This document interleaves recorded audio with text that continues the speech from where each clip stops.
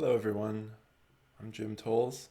Welcome to this week's talk about some more tips on integrating a spiritual awakening. I've done this talk before, but it's one that's popular and it's one that, we can talk about quite a bit. If somebody could just type in the chat pod if you can hear me, just to confirm, that would be fantastic. And away we'll go with this week's topic. And as I like to remind everyone, I do these free talks every 2 weeks. So in 2 weeks from now at 6 o'clock Pacific time, I'll be doing one called Complete Healing. And that's really getting into this topic of what it means to fully heal from something. It's an idea we have with like broken legs. We have an idea of what that complete healing is, but I think on some other levels of dealing with self-worth issues, dealing with trauma and those types of things, we really don't know what complete healing is, and we kind of leave people at a loss to kind of struggle on. So that'll be coming up in 2 weeks, and there'll be announcements on my blog, spiritualawakeningprocess.com, as well as on this little live stream channel, and you can click the reminder on this live stream channel if you'd like. So yes, if somebody could just type in the chat pod to let me know that you can hear me, and we'll get into this topic. And for anyone who's new, there should be a chat pod on your screen at some point. Thanks, Aaron. On a desktop, it's on the right-hand side. I know with all these little devices everyone has, we have our layouts differently, so it can be kind of difficult to offer instructions because it can be different on a computer, on a laptop, on an iPad, on different phones.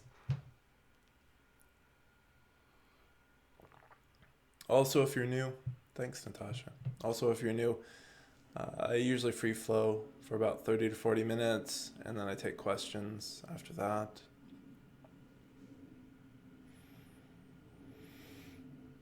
So, more tips on integrating a spiritual awakening. Where to begin? Well, there's two or three things I like to talk about before getting into this subject. One of which is how I'm defining spiritual awakening, because a lot of people are using this term in many different ways, and it's really important that we understand each other in regards to what this even means. So to me, a spiritual awakening is like a seed sprouting, it's like a dam breaking. There's some force that just kind of takes over, and it takes you over. And it doesn't matter what you think or do. It has nothing to do with your spiritual practice. It moves through you, it grows you, it brings things out. And a lot of the challenges people face is learning how to be with this growth, this change, and all the healing that it brings.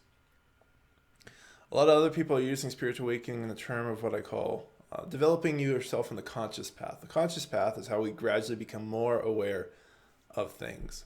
So that's how you hear a lot of people saying, and that's not how I'm talking about it. So they'll say like, every day I'm awakening more and more, right? So what they're talking about is gradually growing an understanding of themselves. And this is beautiful and wonderful and important way to engage with life and engage with the spiritual path.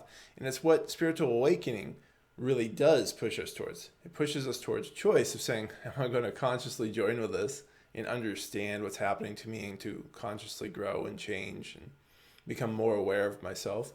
Or do I just try to cling on to the old ignorant side of myself, the old ego things, the things that seem familiar and safe, although often as we look into them, we realize they're not actually safe.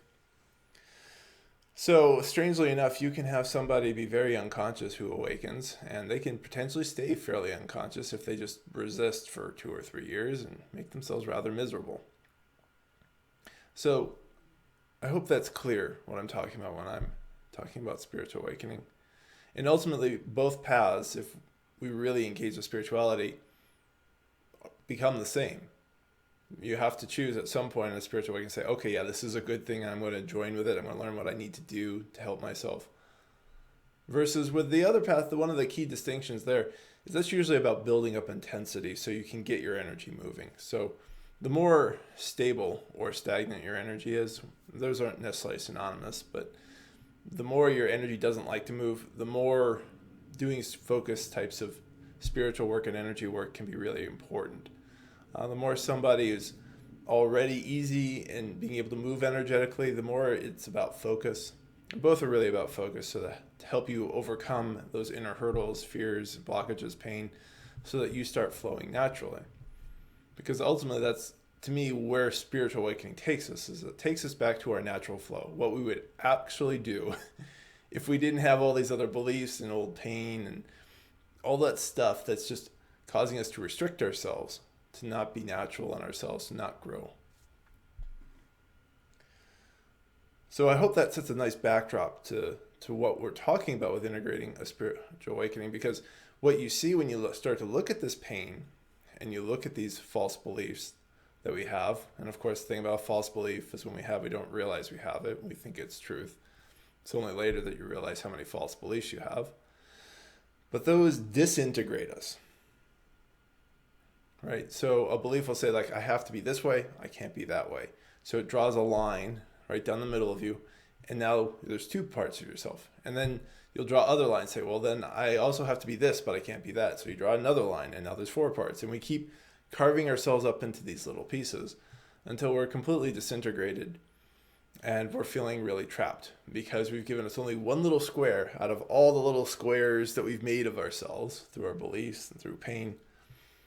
One little square that we think is acceptable to live in, that we think is safe, that we think will keep us from being hurt by life, right? All these different beliefs and different fears.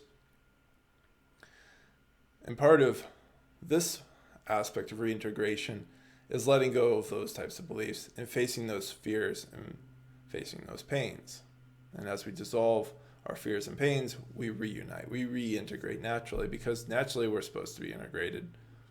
We're not supposed to have all this stuff that's just causing so much inner tension and inner friction.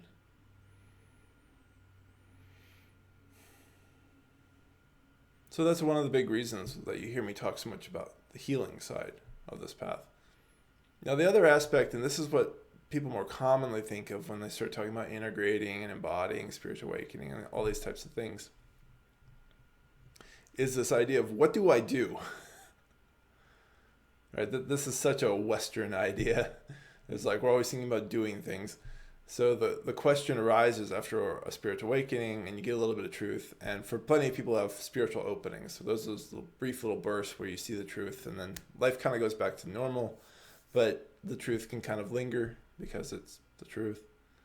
And then people are like, well, what do I do? So that's usually what people are commonly asking about. How do I integrate or embody a spiritual awakening?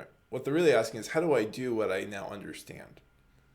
And we'll get to that later, because the more you reintegrate, as I was discussing just a few minutes earlier, the more you let go of pain and fears and stuff like that, that question actually is less interesting. It's not actually a difficult question. It's a difficult question when we're still in that disintegrated unconscious ego space, where we're trying to hold on to beliefs, because usually what that does is it creates a lot of tension.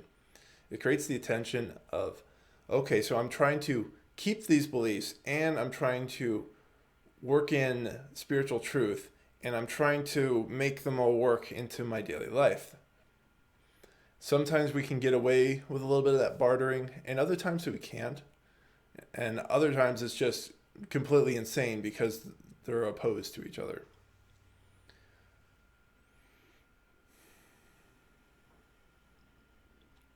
So the concept of safety is a really problematic one, because life isn't safe.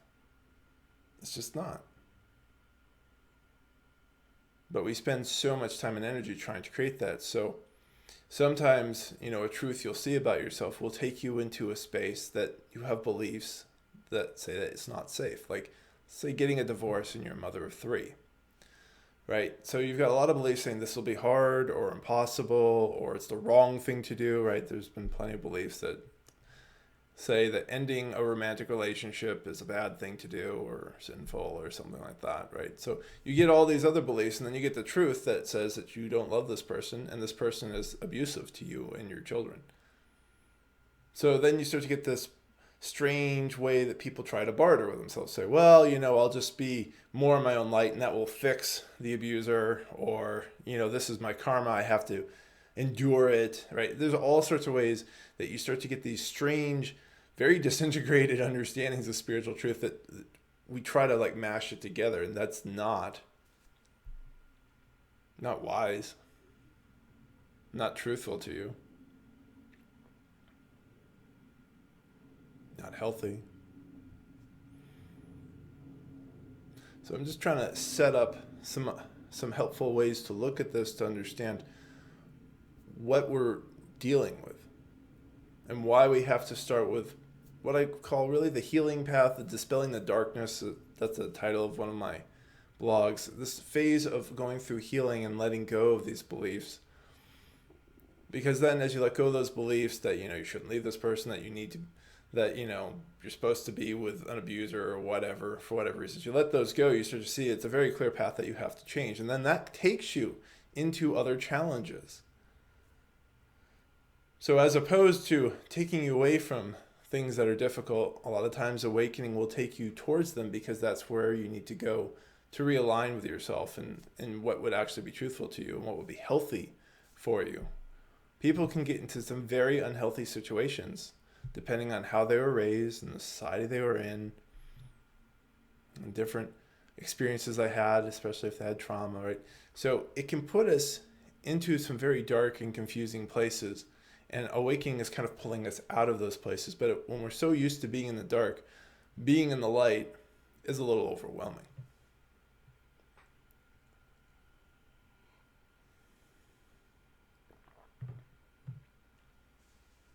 That's why we tend to need a lot of time to ourselves, because we need to kind of step back and start to get a sense of what's going on inside and have a safe space where we can start to really look at these different beliefs we're still holding on to, these different issues that are being illuminated by our awareness. So time to yourself is really important, and it can be difficult. I have plenty of students who are parents, and that's not an easy thing. But I think that often pushes some people to get better at asking for help.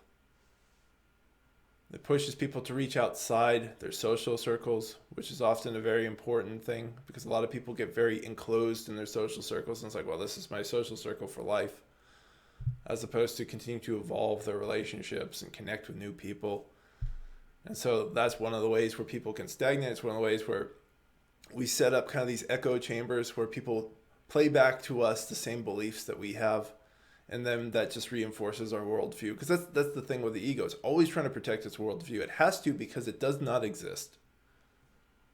It takes a lot of energy to protect things that do not exist. And so our ideas are one of those things that don't exist. And this is a topic for another online talk. This concept of useful beliefs and dysfunctional beliefs. So dysfunctional beliefs inhibit our ability to engage with the world. Useful beliefs enhance our ability to engage with the world. And a spiritual awakening really illuminates the dysfunctional ones. It says, look, believing that you're in a good marriage is wrong. I'll just keep going the marriage one, because it's such a common thing because of how people are scared into relationships. They're driven there by sex. They're driven there by obligation. They're driven there by fear of loneliness. Like all these different things that push people into these romantic partnerships that do not work.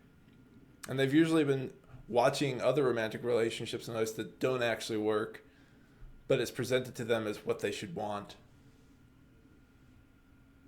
And then a lot of people, they have, even just the spiritual opening will shine enough light on that, but because the spiritual opening doesn't have the energetic kick to it that a spiritual awakening does, it really pushes you to change.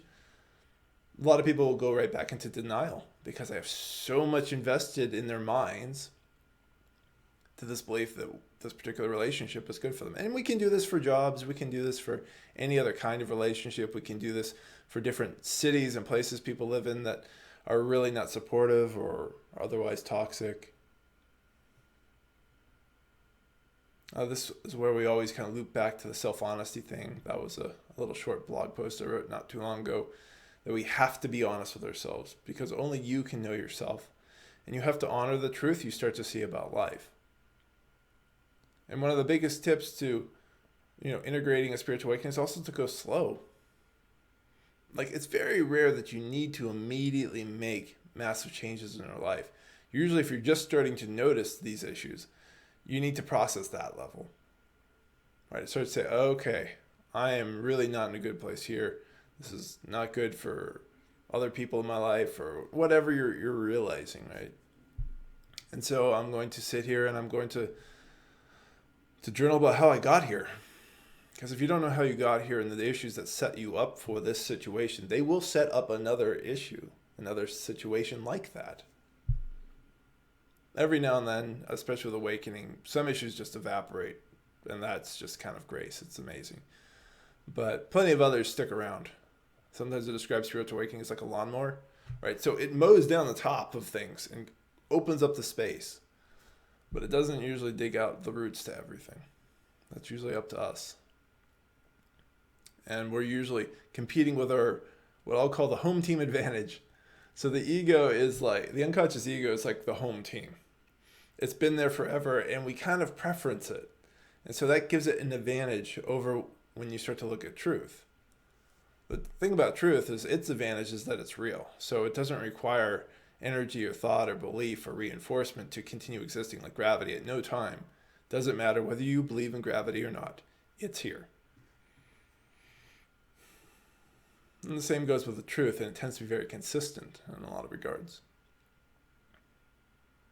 So that consistency really starts to show up as you're honest with yourself, right? As you take time to go slowly, take time to get to be by yourself, to just check in with how you feel. And then you start to look for that consistency. It's like, yeah, it's consistently this way, whatever the situation is. I'm consistently avoiding confrontation with this abusive spouse. I'm consistently, going to a job that I don't like because I think I have to, because I think I need to make a lot of money, right? And a lot of people get hooked into that money beliefs, and they get hooked into additional beliefs about how they should make money. There's a lot of ways that we can support ourselves and find resources, but inherent in this big fear of like, well, I have to have a job to make money is usually a whole bunch of other ideas about what that should even look like. For one person, they need to make millions. Another, they just need to make enough money to survive, and that's important. But some people say, well, I've always been a janitor, and so that's all I can do. And it's like, no, you could do a lot of other things. Human beings are very adaptable and smart. So the stepping back, right? Going slow, stepping back, finding some space for yourself, and it's important to make that space for yourself. No one else can do that. Being honest with yourself, looking for that consistency with truth, that it really doesn't change back and forth. And this is all kind of really starting to acknowledge that you're here now. And that's such a trite statement, right? But it's a powerful one, because usually the thoughts in our head are actually disembodied. Right? They're disintegrated. Once again, they're pieces of things from the past that we just kind of mush together that don't really mush together, and they don't mush together well. From past experiences and associations. So you had a bad experience with this type of, tall man. And so now, that projection comes forward anytime you're around another tall man, right? So that's a piece that's part of your ego, that things it looks for, that thinks it's dangerous. And then pretty soon you're cutting out lots of tall men in your life because they seem dangerous because you didn't process this past event, right? This is what I mean by being disintegrated. It's like all these pieces coming from past memories, creating new associations and projecting themselves forward and cutting you off from other people and other situations. And that confines you into smaller and smaller spaces. And then a spiritual awakening comes and starts to break things down. It starts to call back that memory from that particular tall man incident. So you have to process it. You have to process the fear, or the sadness, or the anger, or whatever was going on with it, the loss, right? If it was a past lover. And when you process that it drops, your projection goes away, you start to look at tall men differently. And this can happen in so many different ways. And it's particularly important because a lot of people's intuitions are really enmeshed with these associations. So somebody will see like a tall man and say, like, I don't have a good feeling about this person. And they think that's their intuition, but it's not. It's an association with a past bad experience with a tall man. You see how complicated this ego makes everything? But until we go looking, we don't realize how complicated we've made it for ourselves. And a spiritual awakening is so amazing in how it pulls this stuff up and makes us face those fears. It pulls us back to reality.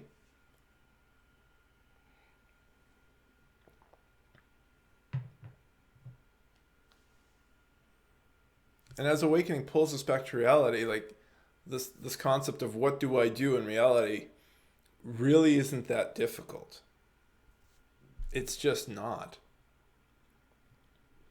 It's like you're here in the moment. Breathe. How do you experience this moment? What feels true to you? And you start to know what the feeling of truth inside you is, which is, it's even deeper than a feeling. Feeling is still kind of a response to intuition. And you start to know what your ego is saying. And then you go do this, that, or the other thing, whatever feels important. You don't lose your capacity to plan or to see danger, but you are no longer projecting dangers that do not exist. Or rather, that is where this takes us as we continue to embrace it. And that becomes kind of the next part. There's a certain part where you really have to embrace it to say, okay, I'm really into it. The person on the conscious path has to embrace it all the time because nothing's going to change if they don't. And so that can make some people on the conscious path very, very dedicated. Every now and then you have somebody who comes from that path and hits an awakening, and then they're in a different space. But a lot of people that come to me, partially because they have no idea what's going on, never wanted to be spiritual at all. So they don't have that dedication to that inner knowing yet. And they have to cultivate that. So that's another important aspect that has to be cultivated. If somebody does not have that dedication or even interest in spirituality, they have to create it, have to choose it and say, okay, this is here, I want it. And that sounds like an underwhelming kind of statement to to say something, well, especially for somebody who's been on the conscious path and who's always been drawn towards spirituality. It's like, well, of course, why wouldn't you want it? This is healthy and helpful and does lots of wonderful things, but that's not necessarily the ego mindset somebody comes from, because you really can't awaken at any level of consciousness. And so just kind of stepping back, consciousness is just your awareness of life and yourself. So like somebody can be really unconscious and be like a murderer, not understand that they're hurting themselves and, you know, what that cost of that path is to themselves and to others. And then you can have somebody else who's been all about serving others and helping others in need, you know. And so the one up there serving is very conscious, the one down there is very unconscious. Either one can have an awakening, and then they go from there.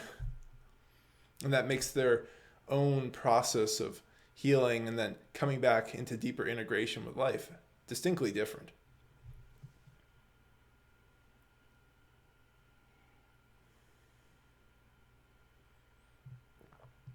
So some of the tips we're talking about is making space for yourself. That alone time just tends to be critical.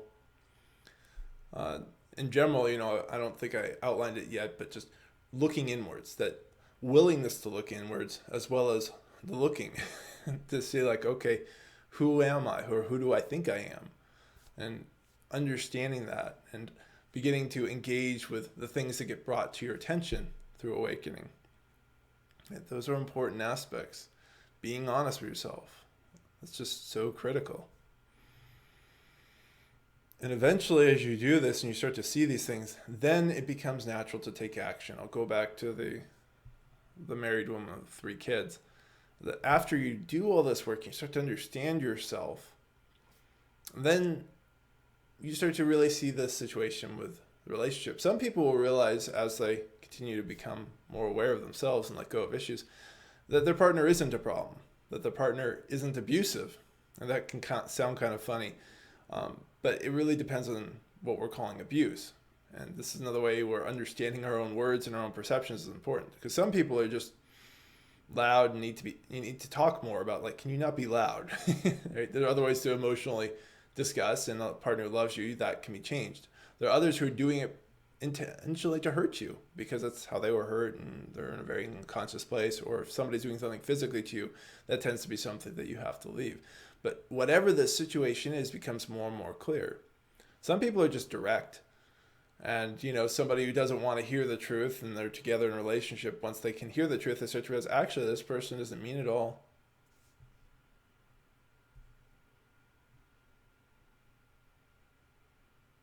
So this clarity then leads you to the next step, which in some situations you can build a stronger relationship because now you're understanding yourself more and you can interact with them. And that will require them to change. And if they choose not to, then that will end the relationship. And in situations where it's clearly, physically abusive, and it's like, no, this is clear. I gotta go. Sometimes those decisions will come quicker than others. Anytime something's a near and present physical danger, that changes the timeline on a lot of things. But most things aren't. So we have more time to kind of figure things out. As always, take care of yourself. You only get one body, and you're not here meant to be abused and hurt physically. And then when you make one decision, then you can start to engage other people around, making a transition out of a relationship, getting a divorce, doing whatever you have to do, finding, the resources to support your 3 kids, custody battles. It can get messy. And I think that's another aspect that we have to embrace, that human life is messy at times. So integrating a spiritual awakening is not about finding a clean, clear answer. A lot of people, I think, really expect that somehow spiritual awakening is going to take away all the problems, all the messiness of life. It does not. It actually helps you to see it. And if you can see where messes are in your life and where there is a clear path, then you take the clear path. But sometimes you just have to strap on your mud boots and start slogging through it, because that's what life has given you. And we don't control life. And if life is easy after a spiritual awakening, be grateful.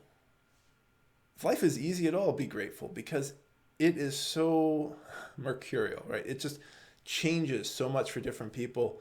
And some of it simply has to do with where you were born, who you were born to.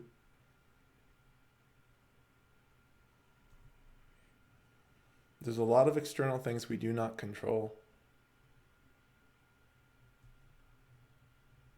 So part of integration is also kind of a releasing of an inner control, this way that we're trying to control ourselves to be this person, whoever we think we are. As you let go of that control, you start to open up more, and you're going to find a lot of fears inside as you open up into that vulnerability. And ultimately, I see vulnerability as openness with fear. As you strip away the fear, it's just openness. And you can think of openness like having your eyes open. When your eyes are open, yeah, they're more vulnerable to get hit by something, I suppose. But when they're closed, they can't see what's coming at you, and they can't make other choices. And so, as many of you I know have realized at different times, a lot of times your ego actually causes you pain and takes you towards pain. And it doesn't protect you from the very things it's telling you it's trying to protect you from. And the more you do your inner work, which becomes vital, right? That's part of the thing that you're cultivating as well, to really be with a spiritual awakening and to come back to wholeness within yourself. The more you do that, the more you see.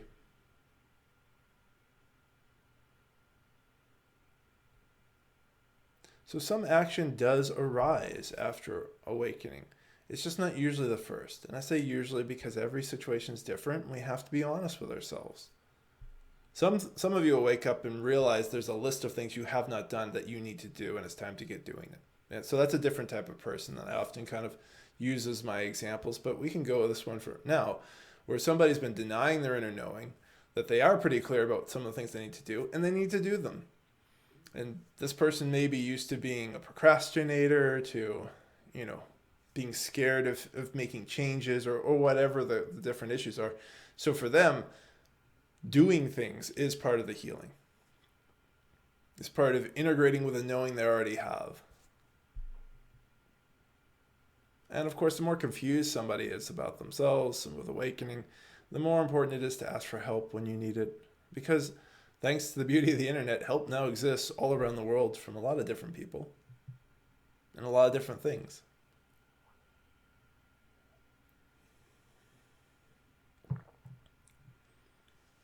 And I occasionally encourage people to think of the work they do on the mind, heart, body, spirit levels.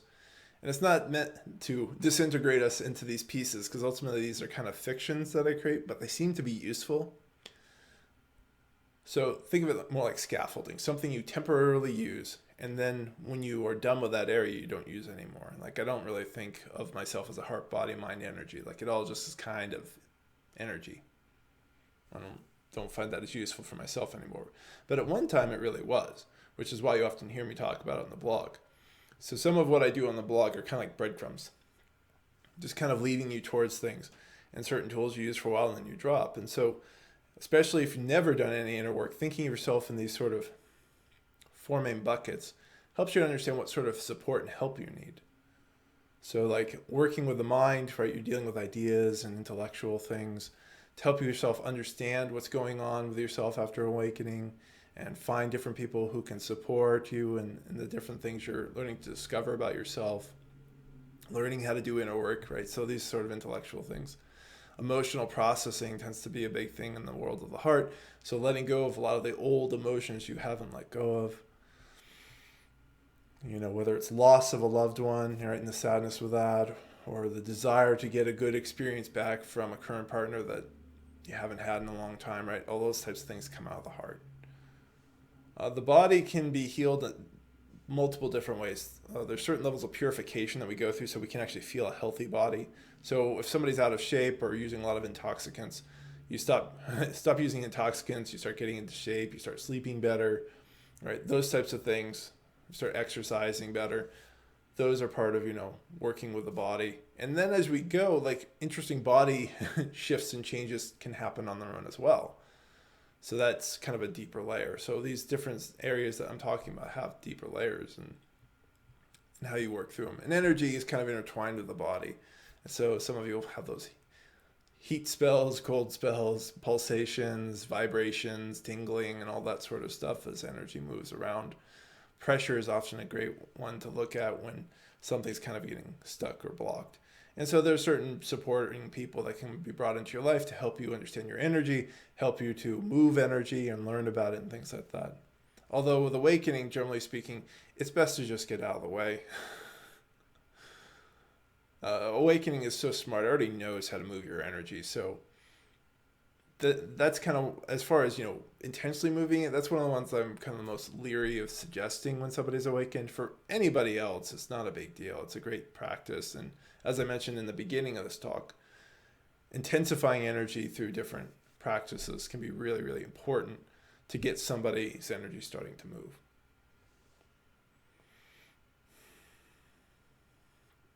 So you just keep dropping these old beliefs, dropping these old pain, and you naturally are reintegrating. You're coming into union with yourself, union with all of life. And it's really peaceful. You just come into this moment. So it's not about doing anything. A lot of the things I'm talking about as far as doing is part of undoing. I think that's a better way to think of it. That when you're dealing with, like, we'll go back to the person who's got a problem with a tall man and had a bad experience, whatever it was, right? They're undoing an old pain. They're dealing with an emotion that's been stuck inside and they never dealt with it. And then that undoes a lot of other beliefs and projections that come with it. So when that drops away, there's no more doing needed to be at peace with yourself.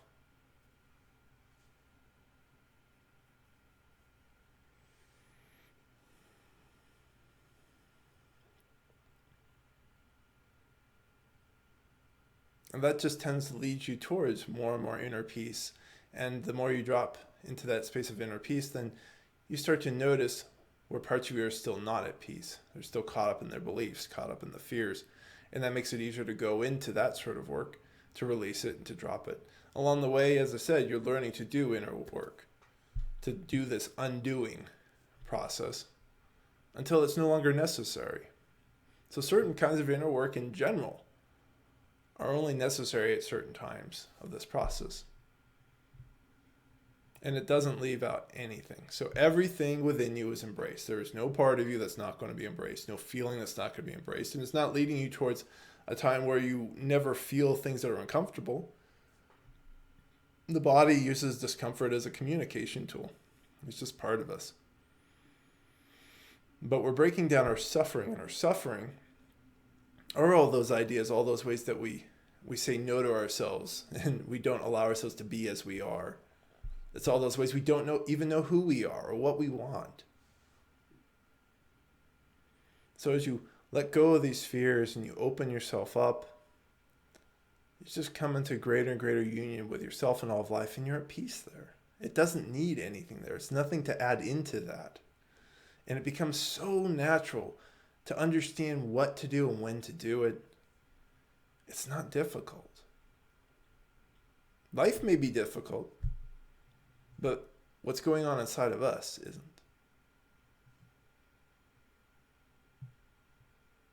So I think these are some initial thoughts and some more tips on integrating a spiritual awakening. If you have some questions, I see some are already being typed into the chat pod. You can go ahead and type them. I do all these talks for free, but if anybody feels moved to donate and support me, I accept donations over at spiritualawakeningprocess.com. The donation button in the new design has been moved to the left-hand side. And I'm also going to put a donate tab up on the toolbar. And it's been kind of a slow month for donations because I accept all amounts for my sessions. So some months are different than others because some people don't have as much to donate. So any donations anybody has and feels moved to give are definitely appreciated this month. And thank you. So there's a question from Will saying, how would you go about moving through a feeling of needing to lower yourself for someone else or restrict yourself for others? I was holding out for a while and I could feel it start to build up in my stomach. And thank you for the question. Well, the question is, where does this feeling of needing to lower yourself for others come from? And what does that even mean? And that's where you go to explore that, to see, if you're needing their approval, if you're afraid of being alone. Those are kind of the two big ones that come up immediately.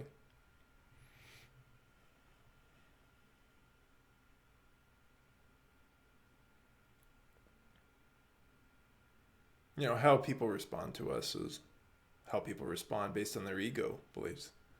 It's another thing I like to reinforce. This isn't about making people like us. It's always kind of the same mix of responses. Some people will like you, some people won't. Some people will be neutral, and some people will be kind of weird and uncategorizable. So that's kind of the four. And just because it changes doesn't have anything to do with us really that much. It's like one day person A likes us, the next they don't, and one day person B doesn't like us, the next day they do. And that's just the nature of the ego. It doesn't know what it wants. It's just operating by a program.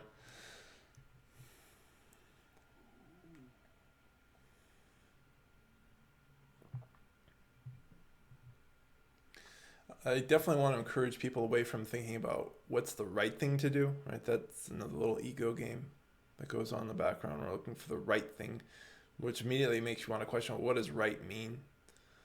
It's usually some idea of either averting danger or getting something we want, because that's how the ego thinks. So just looking at some follow-ups here from Wells saying to not step on toes or make someone else feel good. Well, you can't make anybody else feel good. What they feel is still part of their ego choices. Right, so part of integrating a spiritual awakening really is bringing attention back inwards. And it's not narcissistic or egoistic. It's the exact opposite. It's going to work on that part of you that is selfish. Right? And the selfishness that can show up in relationships, of course, is our own need to get people to like us so that we feel good. That's the selfishness, that we want to feel good. So we start to look at other people and think, okay, how can I manipulate the situation? We don't even think about this overtly, but this is what's happening. How can I manipulate the situation so I get what I want? That's just what the ego does. So as we let go of the ego, we really are stepping into a place where we just accept life as is. Doesn't mean we can't change things or interact with things. It's quite the opposite. As I said, this is like having your eyes open versus having them closed. When your eyes are open, you can see what's going on in the world, and you can choose to take action on things you need to take action on. But many other things we have no control over. And that's one of the really hidden at times and very obvious at other times parts of the ego. Is just trying to control these things. So I can make the world like me. I can make other people like me or give me what I want. You can't. And anytime you get into that space, it gets miserable. So as we drop more into union with ourselves, our orientation towards relationships changes. It really becomes what naturally works. If something doesn't naturally work, why be in it? Now, clearly, there's a lot of other ego stuff going on with other people that, will get in the way of natural things working. It happens all the time. In sessions.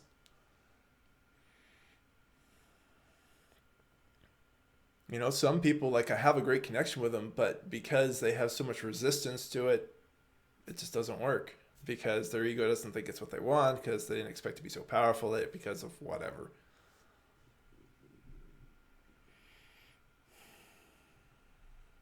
What other questions do people have?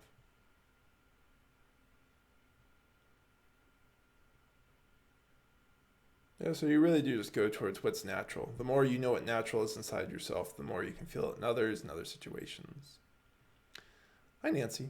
Many spiritual teachers encourage contemplation, but I have difficulty distinguishing between contemplating and thinking. What are your thoughts on the difference? Yeah, I don't know either. I don't know what they mean. I think I think this kind of goes back towards, where are you on your spiritual path? If somebody has not really cultivated the mind, contemplation of ideas, of different meanings and beliefs, and looking at life and the things you're realizing about yourself and your ego is really important. Okay, so this to me really comes down to the individual being honest with yourselves. If you already know how to kind of think about these things, then that's really just kind of not useful. It's just often rehashing what the ego mind already does. And of course, the key part in all this self introspection is around understanding yourself. So that type of contemplation tends to be important for everyone.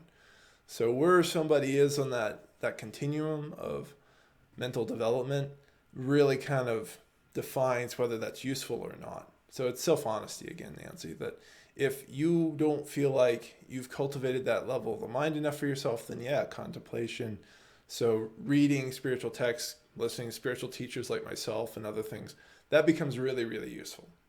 But if you've already done those things, so there's some spiritual seekers, they have too many thoughts in their head. They need to stop thinking and just be with the being. So let me know if that's helpful. Hi, Natasha. She says, thanks for the truth pill. I like the part about looking at how did I get here before taking action. I can think of more than a few actions I've taken since waking where I was running away still.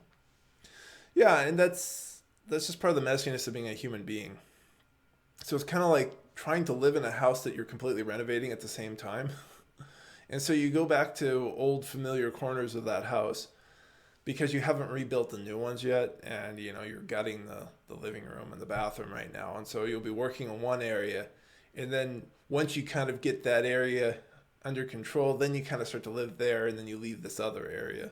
So it's a powerful time.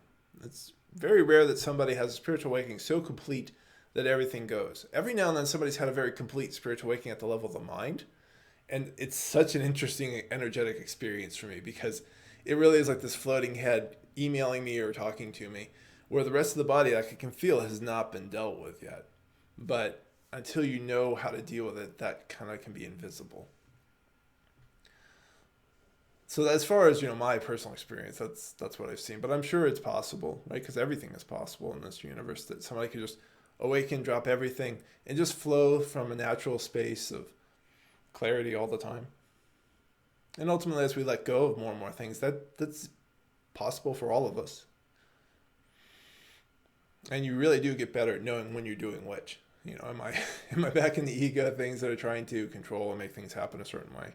Or am I really in this inner clarity, in this flow? And flow, I really want to emphasize, doesn't mean life is easy. It's easy in here. It's easy within us. It's not necessarily easy externally. So you could be in the flow of dealing with a major traffic accident if you're a traffic cop, right? And everybody's yelling at you. It's not easy in that situation. But this person is at peace with themselves, so they're not being triggered by the people who are upset. They're dealing with it, calling the resources and the cleanup crews and the ambulance and all that. You're welcome, Nancy. From Nawaf. Does spiritual awakening last as long as you live? Can you go to the old you? Thanks. Well, the more you drop into understanding yourself, the more you don't want to go to the old you because it has nothing for you. It's just a trap.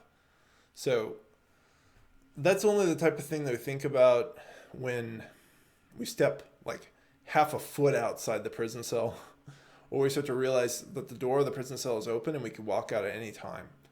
But we're so used to the prison cell that we're like, oh no, I don't want to leave. It's got all my stuff in here and the nice pictures on the walls, right? We're so used to being in the prison where we don't know what to do with freedom. And that's just such a common thought at first. The more you let go of your fears, right? Those are actually what are making the prison cell walls. And you get used to freedom, you don't want to go back. There is nothing back in the old gym that I want. It was not a great time. If you asked me then, I would have said it was. If you talk to other people in my life, they said he's being pretty successful in life. So that's really very much a question that only comes up with the ego self when you're in the early stages of this type of inner work. And I can only encourage you to go deeper into your inner work, because the more you go deeper into your inner work, you realize, yeah, this thing doesn't have anything that I want. It's a trap. It cuts me off from myself. It cuts me off from other people. It cuts me off from connections that I don't even know exist. Right? That's part of the horror of ignorance. Ignorance blocks out your ability to understand how amazing and wonderful this world is. It also blocks out some of the terrors and things. And so that becomes equally part of it. Seeing the truth is about seeing all of life, that you see both the terror and the horror of it, you see the beauty and the connection of it, and the combination is extremely potent, extremely powerful. And that's reality, though. So why would you try and go back to this old blind way? As for the question about how long does it last, well, let's not think about things too much in time. I mean, the awakened space is always here, right? That space of presence within us, it's always here. So why, some of us, for whatever reason, the seed sprouts in us or the dam breaks, I don't know. As far as the initial surge, that seems to kind of quiet down over time. That's been my experience, what I've seen in myself and others, that it's a surge that, is kind of in the human realm, that there's something ignites and then it kind of flows for a while, a couple of years to help you clear things out. And then it seems to kind of die down. And for me, dying down is just kind of moving quietly in the background. So it doesn't feel stagnant. But for other people, you can tell they've kind of come to a plateau. And that's a blog post people can search on my blog. It's called Getting Off the Spiritual Plateau.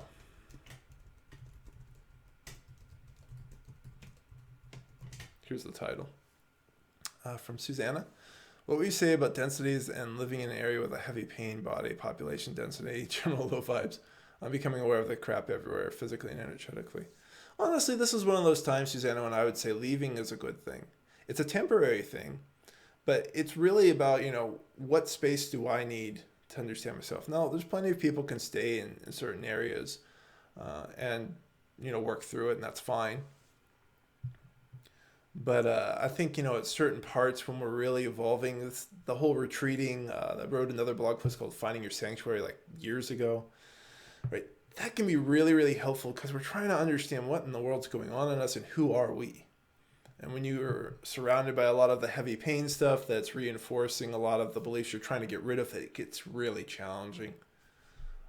But it's, you don't have to, and it's never about running away. And ultimately, as you get more grounded in yourself, you're grounded in yourself when you can be around pain and you're not being upset by it. Being around a lot of pain is kind of like being around cold wind. It's like you still feel it, but you don't get upset. Versus like if you're, I suppose, cut open bleeding, you would really feel that cold wind and you'd be like, this is terrible. And so that's a time when you're doing open heart surgery, not to be outside in the cold, but inside where you can, be sewn up again.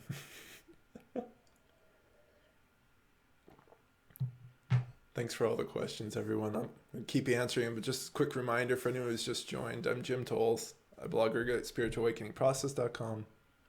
The next talk will be in 2 weeks. Same, always Wednesday. It'll be 6 p.m.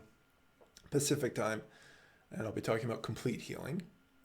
And if you want to donate, you can go to spiritualawakeningprocess.com to help support me. There's a PayPal button on the left. If you can't see it, there should be 3 little lines on a menu bar that you can click on to get to that area. Another follow-up question from Nawaf, and I apologize if I'm getting anyone's names wrong. It says, how can you tell if the decision is coming from your awareness or your separate self? That's part of practice. It's just practice. The more you understand your ego and what he, she wants inside, the more you break that down. You start to say, oh, okay, so this is what it wants, and this is what it's trying to do. How it's trying to control the situation. And you get a better sense of, what's ringing true. So there's a lot of practice with that. If you search on my blog, on the term intuition. There's a whole bunch of blogs to help you, because that's basically what I'm talking about, that space of self, that divine knowing, and your ego self. So that's where I would encourage you to read more, because I've got a bunch of blogs about it. Comment from Owen. Yeah, I had a bliss for years after awakening, but over time it wore off. It was nice. Yeah, it was. It's always fun when the bliss stuff comes, but I have another blog post called After the Bliss, Then Comes the Work. Right, because ultimately inner peace isn't about bliss. Right? So that stillness inside embraces every experience that we have. And that's the part that we keep bringing our attention back to, is that space of being the witness. Even in awakening, that's a really powerful thing, because when we bring ourselves to that space of witness and awakening, it's like getting out of the awakening's way. It says, okay, I'm getting out of the way, bring stuff up, show me what you want me to see. That's a really important early stage thing to understand about yourself. Over time, it moves more towards, what do I need to see, and how do I draw my attention towards the thing? And so you grow, you mature. But initially, awakening needs to show us what in the world we need to do, because we tend to be so lost in the ego. So it kind of pushes us aside in the boat and starts to paddle the boat and say, no, this is how you paddle a boat. Later on, we can paddle again. Follow-ups from Susanna. I'm going to move somewhere with a population of a quarter the size where I am now, but it's still only an hour from London, the hub of all pain bodies. I don't know about being the hub of all of them, but big cities tend to have a lot of pain. That's just because there's so many people. Would you say, in your own personal experience, base house, who you live with, what activities you engage with, is more significant than the broader area? I don't know. It depends on the lessons you have to learn, Susanna. The issues that you're working through. So a lot of people will need to be single and not be in a relationship, and other people having the support of somebody who really loves them is important, as well as having somebody where they're getting a reflection and they can work out their issues together. So it's another self-honesty thing, where it's like, okay, what's right for me? What's with my eyes open, when I'm looking at this relationship, is this really a healthy and supportive one or not? And as you look at it, you'll see the truth. And then that kind of, impacts, what you're doing as far as who you're with and other things like that. You're welcome, Owen. What other questions do people have? If somebody hasn't asked a question, feel welcome to do so. And of course, if you don't feel comfortable asking me a question here, if you go to spiritualawakeningprocess.com, the contact page, that's the far right-hand side, right-hand tab, and you can, reach out to me.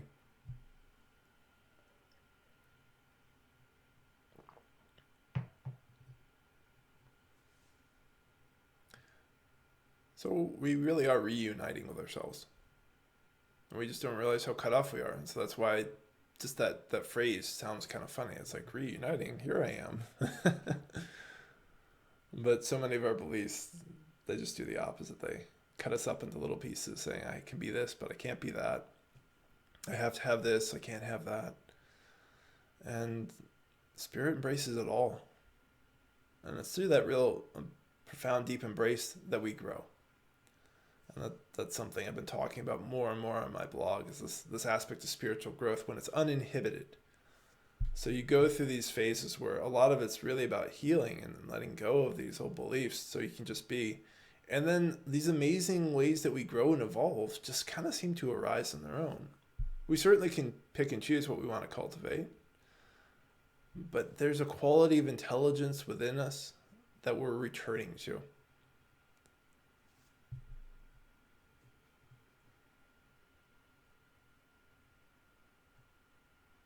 So a lot of the tips I've been giving today really are kind of early phase, that stepping back, making space for your time, looking within, doing your inner work, noticing your fears and your pain and learning how to face them, and finding the supporting people that you need to help you face those. Then taking additional actions as you may think that you need to take them. And as you go, you're going to grow and you're going to learn more, and that opens up the next step. And so you play the process, I often say. It's like you can't think about step number 56. You have to think about being here now and what is asked of you in this moment, because that is the next step that moves you and grows you and helps you to heal and to be more at peace with yourself. And the further you go, the less actions, as I said, matter at all, that you're coming more into just being at peace with yourself. But being at peace with yourself doesn't mean you can't think or you can't do things. It just means you understand what's needed. It's such a clear space. It's so beautiful. Susanna says, thank you. I feel like the relationship is somehow significant in my journey, that I'm his teacher. It would feel incredibly out of alignment to end it. But it's like we're being smushed together, which is scary. Yeah, but what is being smushed? What is scared? Right there, those are ego things where you start to say, okay, so something is upset, something scared inside me. That's what you go towards. It's nothing to do with the other person so much as like this fear and intensity that's coming up inside you. And so that's your guidance. So for the people who just heard me say that, you can see what I did there. It's like, instead of seeing fear as something we listen to or we run from or we act upon, we look at it as something that we want to understand. And that I think will be kind of like the final key tip here in our talk today is, you no longer see fear as something to believe in. You no longer see fear as something you act on. You see fear as something that you want to understand, that you go towards it, you breathe into it, you find it in your body. You start to let any sort of memories, any sort of images, any additional emotions come out of you as you sit with it. And other times what will happen too is you'll find out this fear is completely wrong. And so I have to do the thing it tells me not to. It's not always that clean cut. Once again, you have to be honest with yourself. You have to really work on knowing yourself. And you do the best you can. I mean, that's always just kind of how it is. It's like you do the best you can. Susanna says, haha, fear of losing myself. Yeah, but you wouldn't be losing yourself. That's what I'm pointing to. Is the ego is what's going to be lost. You will not be lost.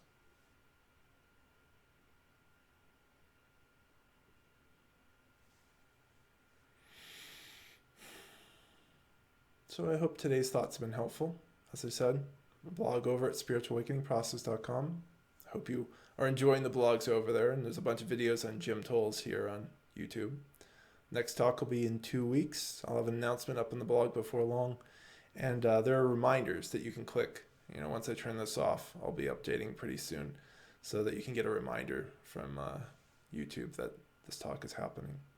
So thanks everyone for coming. It's a pleasure as always. Thank you for your questions and your kindness and all of your support. Have a beautiful rest of your day or night, wherever you may be. Take care, everybody.